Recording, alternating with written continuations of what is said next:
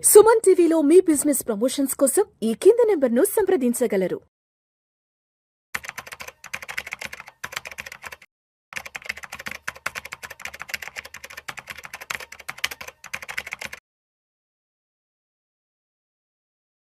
నమస్తే, welcome to Suman TV. నేను వెల్లి చక్రధర్. రీసెంట్గా నాకు ఒక కాల్ వచ్చిందండి నెల్లూరు నుంచి. అతను అడిగాడు నన్ను, సార్ మ్యూచువల్ ఫండ్స్కి, ఎస్ఐఎఫ్కి, పిఎంఎస్కి నాకు ఇంకా కొంచెం కన్ఫ్యూజన్గానే ఉంది. నేను ఒక ఫార్మా కంపెనీకి నేను పనిచేస్తాను అంటే ఒక డిస్ట్రిబ్యూటర్, అంటే అన్ని మెడికల్ షాప్స్కి మెడిసిన్స్ డిస్ట్రిబ్యూట్ చేస్తుంటారు వాళ్ళు. సో అట్లాంటి బ్యాక్గ్రౌండ్ ఉంది ఆయనకి. సో ఆయన కొంచెం అర్థమయ్యేలాగా చెప్దాము అని చెప్పి నేను ఒక ఫార్మా కంపెనీతో కంపేర్ చేస్తూ కూడా మ్యూచువల్ ఫండ్స్ని కానివ్వండి, అటు ఎస్ఐఎఫ్ని కానివ్వండి, అటు పిఎంఎస్ కానీ చెప్పడం జరిగింది. అతనికి బాగా నచ్చింది. సరే, చాలా బాగా చెప్పారు, ఇలా అయితే నాకు బాగా అర్థమైంది. ఎందుకు ఇట్లా మీరు చేయకూడదు అందరికీ అని అడిగారు. సో దానికోసంగా నేను ప్రయత్నం చేస్తున్నానండి. ఎందుకంటే మేము కేవలం డిస్ట్రిబ్యూటర్స్ మాత్రమే. అటు మ్యూచువల్ ఫండ్స్కి కావచ్చు, ఎస్ఐఎఫ్కి కావచ్చు, పిఎంఎస్కి కావచ్చు. మేము యాజ్ పర్ సెబీ గైడ్లైన్స్ ఏంటంటే మేము కేవలం డిస్ట్రిబ్యూటర్స్ మాత్రమే. అల్టిమేట్గా డెసిషన్ మేకింగ్ అనేది మీరే తీసుకోవాల్సి ఉంటుంది. మీరు ఎప్పుడు డెసిషన్ మేకింగ్ తీసుకోగలుగుతారు అంటే కాన్సెప్ట్స్ మీకు బాగా అర్థమైనప్పుడు.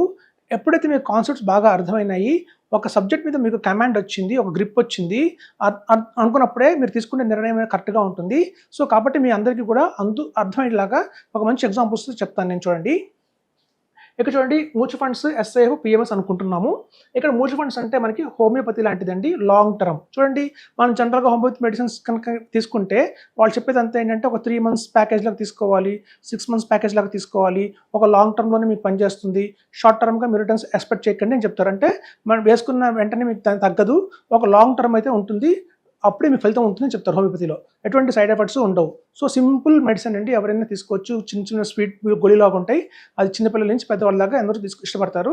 సో అట్లాంటి హోమియోపతిలో మనకి మంచిదే, హోమియోపతి మంచిదే, మనకి అలోపతి మంచిదే, ఆయుర్వేదం మంచిదే, అందులో ప్రాబ్లం లేదు. కానీ మనం ఎలా తీసుకుంటున్నామంటే తీసుకునే ఒక లాంగ్ టర్మ్ కనుక తీసుకోవాలి అనుకుంటే మాత్రం మనం మ్యూచువల్ ఫండ్స్లో తీసుకోవచ్చు. అది హోమియోపతిలో పనిచేస్తుంది. ఎప్పుడైతే హోమియోపతి స్టోర్స్ అనేది ఒకటి ఉంటుందండి, మనకి హోమియోపతి మెడిసిన్స్ కావాలంటే కేవలం మనకి ఎక్కడ దొరుకుతాయి, హోమియోపతి స్టోర్స్లో దొరుకుతాయి. సో అలాగే మీరు చూస్తే ఆయుర్వేదిక్, చూడండి ఎస్ఐఎఫ్ వచ్చింది. ఎస్ఐఎఫ్ అనేది మనం ఆయుర్వేదంతో తీసుకుంటున్నాము. ఇది ఒక మీడియం టర్మ్. అంటే చూడండి, హోమియోపతి లాగా 3 months, 6 months, 1 year అక్కర్లేదు. కేవలం 21 days కనుక మనం కంటిన్యూస్గా వాడితే మనకి దాని ఫలితం అనేది తెలుస్తూ ఉంటుంది. ఆయుర్వేదంలో డ్యూరేషన్ అయితే పడుతుంది, కాకపోతే ఒక 1 month అయితే మనం వాడాల్సి ఉంటుంది. సో మనకి కావాల్సిన ఆయుర్వేదిక్ ప్రొడక్ట్స్ ఎక్కడ దొరుకుతాయంటే కేవలం ఆయుర్వేదిక్ స్టోర్స్లో దొరుకుతాయి. మనం హోమియోపతి స్టోర్స్కి వెళ్ళి ఆయుర్వేద మెడిసిన్ అడిగితే వాళ్ళు ఎవరు, అలాగే హోమియోపతి స్టోర్స్కి వెళ్ళి ఫార్మా కంపెనీకి సంబంధించిన మెడిసిన్స్ ఇవ్వమండి ఎవరు. సో అలాగే చూస్తే మనకి పిఎంఎస్ తీసుకుందామండి. పిఎంఎస్ అలోపతి లాంటిది, ఇది ఇంగ్లీష్ మందులు అంటారు వీటిని. ఇది ఇన్స్టెంట్గా మనకైతే రిటర్న్స్ అయితే వస్తాయి. అంటే మనకి ఏంటంటే షార్ట్ టర్మ్లోనే, మరి మ్యూచువల్ ఫండ్స్ లాగా వీటిలాగా కొంచెం లాంగ్ టర్మ్ అవసరం లేదు. పెట్టామా 50 lakhs ఒక 4-5 yearsకి మనకి ఒక మంచి డబుల్ అయ్యే అవకాశం అయితే ఇంట్లో ఉంటుంది. అట్ ద సేమ్ టైం మనందరూ తెలుసు, అలోపతి అనగానే కొంచెం సైడ్ ఎఫెక్ట్స్ ఉంటాయి.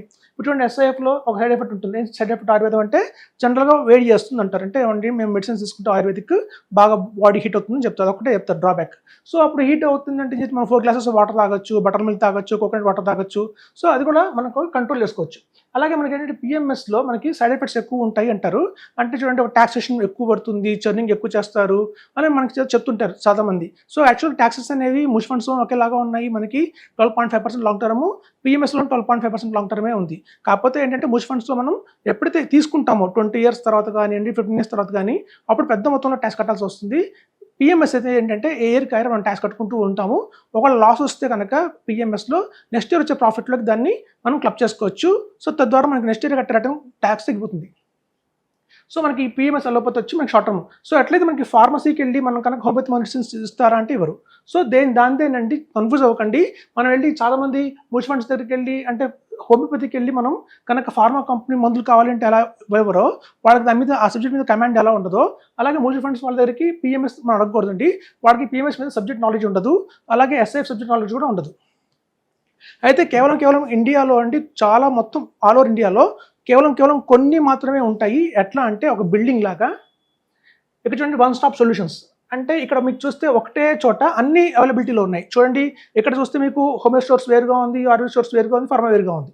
ఇక్కడ చూస్తే మీకు ఒకటే బిల్డింగ్లో గ్రౌండ్ ఫ్లోర్ వచ్చి కార్పొరేట్ బాండ్స్, ఫస్ట్ ఫ్లోర్లో హోమియోపతి, సెకండ్ ఫ్లోర్లో ఆయుర్వేదము, థర్డ్ ఫ్లోర్లో అలోపతి. ఒకే బిల్డింగ్లో మనకి అన్నీ దొరుకుతున్నప్పుడు ఏమవుతుందంటే మనకి ఏది కావాలి, మన రిక్వైర్మెంట్ ఏంటి, మన షార్ట్ టర్మ్ గోలా, లాంగ్ టర్మ్ గోలా, అయితే మనకి ఎంత అమౌంట్ ఉంది మన దగ్గర, మన రిస్క్ కెపాసిటీ ఏంటి అనేది చూస్ చేసుకున్న తర్వాత అప్పుడు నిర్ణయిస్తాము మీకు ఏది కావాలి అని చెప్పి. ఇక్కడ అనుకోండి మనకి హోమియోపతి మీకు లాంగ్ టర్మ్కి ఉన్న హోమియోపతియే, షార్ట్ టర్మ్కి వెళ్ళిన హోమియోపతియే, పిల్లల చదువుకి మ్యూచువల్ ఫండ్సే, పిల్లల ఎడ్యుకేషన్కి మ్యూచువల్ ఫండ్సే, పెద్దకి మ్యూచువల్ ఫండ్సే. ఎందుకు అంటే ఇక్కడ మ్యూచువల్ ఫండ్స్ తప్ప ఇంకోటి ఎవరికి లేదు. సో ఎప్పుడైతే మన దగ్గర ఒకటే ప్రోడక్ట్ ఉంది అంటే ఆ ప్రోడక్ట్నే మనం కస్టమర్కి, క్లయింట్కి ఇన్ఫర్మేషన్ ఇస్తుంటారు, అదే ఇస్తుంటారు తప్ప వేరే వాటి గురించి డిస్కస్ చేయరు. సో ఎట్లయితే మ్యూచువల్ ఫండ్స్కి, ఎస్ఐఎఫ్కి, పిఎంఎస్కి అండి సపరేట్గా మనకి సర్టిఫికేషన్స్ ఉంటాయి. ఎలాగైతే వీటి కోసం సపరేట్గా తీసుకోవాల్సి ఉంటుందో లైసెన్స్ కానివ్వండి దానికి సంబంధించింది, అలాగే వీటికి కూడా సపరేట్గా ఉంటుంది. సో ఎక్కడైతే అక్రాస్ ఇండియాలో చాలా రేర్గా ఉంటారండి, కొంతమంది మాత్రమే ఈ 3 సర్టిఫికేషన్స్ కలిగి ఉంటారు. వాళ్ళు మాత్రమే మీకు కరెక్ట్ గైడెన్స్ ఇస్తారు, అన్నిటి గురించి వివరంగా చెప్తారు. అల్టిమేట్గా డెసిషన్ మేకింగ్ మళ్ళీ మీదే ఉంటుంది. వీఆర్ ఓన్లీ ప్రొవైడర్స్ అన్నమాట. ఇప్పుడు చాలామంది అడిగే క్వశ్చన్ ఏంటంటే, సార్ నా దగ్గరకు వస్తారు చాలామంది, సార్ ఎందుకు మీరు సిఎఫ్పి చేయలేదు, సర్టిఫికేట్ ఫైనాన్షియల్ ప్లానర్ అంటారు. చూడండి, మన సెబీ ఏదైతే ఉందో, security board of India SEBI ఉందో, security exchange board of India, వాళ్ళు దాన్ని గుర్తించలేదు. అంటే కనుక సపోజ్ వాళ్ళు ఏమంటున్నారంటే, మీ దగ్గర సిఎఫ్పి ఉన్నా సరే, సర్టిఫికేట్ ఫైనాన్షియల్ ప్లానర్ ఉన్నా సరే, మీరు కేవలం మ్యూచువల్ ఫండ్స్ చేయాలన్నా, ఎస్ఐఎఫ్ చేయాలన్నా, పిఎంఎస్ చేయాలన్నా మళ్ళీ ఎగ్జామ్స్ రాయాలి, మళ్ళీ విడివిడిగా సర్టిఫికేషన్ పొందాలి. కానీ ఒకవేళ కనుక సిఎఫ్పి సర్టిఫికేట్ ఉంటే మీరు ఇవన్నీ కూడా చేయొచ్చు అని అక్కడ కండిషన్ పెట్టలేదండి. సో ఏదైతే మనకి దగ్గర సర్టిఫికేట్ వల్ల ఒక ఉపయోగం లేదో మన ఇన్వెస్టర్కి కానీ మనకు కానీ, దానివల్ల అది చేయడం వల్ల పెద్ద లాభం అయితే ఉండదని చెప్తున్నాను. నేను ఆల్రెడీ 2-3 మోడ్యూల్స్ కంప్లీట్ చేశాను. ఏఎఫ్పి సర్టిఫికేట్ వచ్చింది, అసోసియేట్ ఫైనాన్షియల్ ప్లానర్ అని చెప్పి. అది కూడా కేవలం 1 ఇయర్కే వ్యాలిడిటీ ఉంటుంది. ఒక 1 ఇయర్లో ఎవ్రీ ఇయర్ మనం రెన్యూల్ చేసుకోకపోతే మళ్ళీ ఆ సిఎఫ్పి అనేది టైటిల్ కూడా వాడుకోవడానికి లేదు. ఒకవేళ సిఎఫ్పి ఇయర్ నేను సిఎఫ్పి అయ్యాను, నా దగ్గర వచ్చేసిన సర్టిఫికేట్ అనుకున్న మాత్రం సరిపోదు, నెక్స్ట్ దాన్ని రెన్యూల్ చేయాలి. లేదా ఎమ్మెల్యే, ఎక్స్ఎమ్మెల్యే లాగా సిఎఫ్పి, ఎక్స్సిఎఫ్పి చెప్పుకోవాల్సి వస్తుంది. సో అందుకనే అండి అది వేస్ట్. ఎందుకంటే ఆ సర్టిఫికేట్ని మన సెబీ గుర్తించట్లేదు. ఒకవేళ గుర్తించి మీరు సిఎఫ్పి కనుక మీకు సర్టిఫికేషన్ ఉంటే మీరు ఏమైనా చేయొచ్చు అన్నప్పుడు ఆ సర్టిఫికేట్ వ్యాలిడ్ ఉంటుంది తప్ప, అది ఉన్నా సరే ఇవన్నీ కూడా చెయ్యాలి అన్నప్పుడు మన పెద్ద దానివల్ల యూజ్ ఏం లేదండి. అలాగే చాలామంది క్వశ్చన్స్ అడుగుతారు నన్ను, సార్ మీరు కన్సల్టేషన్ ఫీజు తీసుకోవట్లేదు అంటారు. చూడండి, మన దగ్గర చాలామంది క్లయింట్స్ దూరం నుంచి వస్తారు, కొంతమంది బెంగళూరు నుంచి వస్తారు, చెన్నై నుంచి మార్నింగ్ ఫ్లైట్లో వచ్చి మనల్ని కలిసి సర్వీస్ తీసుకొని మళ్ళీ చెన్నై ఈవినింగ్ ఫ్లైట్కి వెళ్ళిపోతారు. అలాగే గుడివాడ కానివ్వండి, కర్నూలు, చిత్తూరు, అనంతపూరు, మనకి కాకినాడ, రాజమండ్రి, తణుకు, అలా చాలా దూరం నుంచి క్లయింట్స్ వస్తారు మా దగ్గరికి. కొంతమంది చిత్తూరు నుంచి వచ్చిన వాళ్ళు రూమ్స్ తీసుకుంటారు కూకట్పల్లిలో. రూమ్స్ తీసుకొని రూమ్స్లో స్టే చేసి నా దగ్గర నుంచి కలుస్తారు. సో వాళ్ళు ఎంత ఖర్చు పెట్టుకుంటున్నారు, ప్రయాణం ఖర్చు, దానితో మళ్ళీ నేను ఎందుకు అడిషనల్గా ఛార్జ్ చేయాలని చెప్పి నేను కన్సల్టేషన్ ఫీజు తీసుకోనండి. సో అదే అండి, అందుకని తీసుకోను. సో మీకు చూస్తే ఇంకొకటి ఏంటంటే, లాస్ట్ వచ్చిన ఫైనల్ వచ్చేసి, ఎప్పుడైతే అన్ని చోట్ల మీకు ఉన్నాయో మీకు ఏది కరెక్ట్గా సూట్ అవుతుంది అనే దాన్ని బట్టి మనం తీసుకోవచ్చు. దాన్ని మన దగ్గర ఉన్నది ఒకటే కాబట్టి ఒకటే ప్రోడక్ట్ మీకు తిప్పి అన్ని ఫైనాన్షియల్ గోల్స్కి ఒకటే పెట్టకూడదండి. అది చెప్తున్నాను, అర్థం చేసుకోండి. సో మీకు ఇది ఒక మంచి ఎగ్జాంపుల్ ఇచ్చాను. దీని ద్వారా మీకు ఒక క్లారిటీ వచ్చింది. మీరు కనుక మ్యూచువల్ ఫండ్స్ చేస్తున్నారు అంటే మీరు ఒక హోమియోపతి మెడిసిన్ వాడుతున్నట్టు. వాటి కోసం వెళ్తున్నారు స్టోర్స్కి, హోమియోపతి స్టోర్స్కి మాత్రమే వెళ్తున్నారు మీరు. అక్కడ మీకు 2 అవైలబిలిటీలో ఉంటామని చెప్తున్నాను. Thank you.